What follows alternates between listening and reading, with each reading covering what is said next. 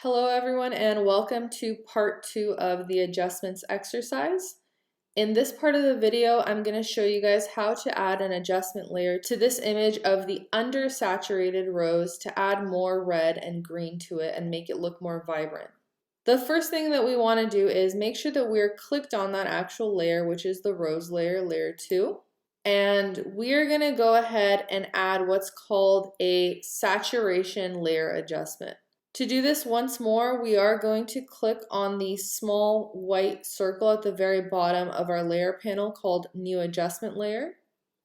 And then we are going to find the Hue/Saturation Adjustment Layer and click on it.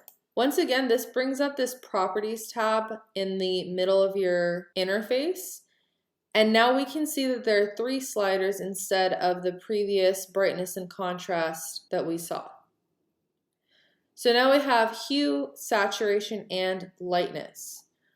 We are very simply going to click and drag the saturation slider and bring it up.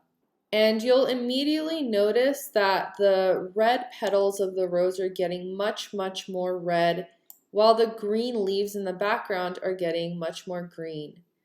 So saturation pretty much brings out the color vibrance in the image when you bump it up. If you ever want to try to desaturate an image, you would do the same thing, but you would just bring the saturation down and essentially make it black and white by getting rid of all of the color.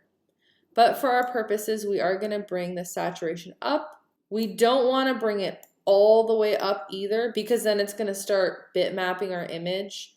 So we want to bring it to a nice bright red color and not take it too far. Then once again, I will just click on this Pro icon right here to close this tab. And this is all that we have to do for the rose image. In the very last part of the video, I'm going to show you guys how to realistically change the color of this sofa.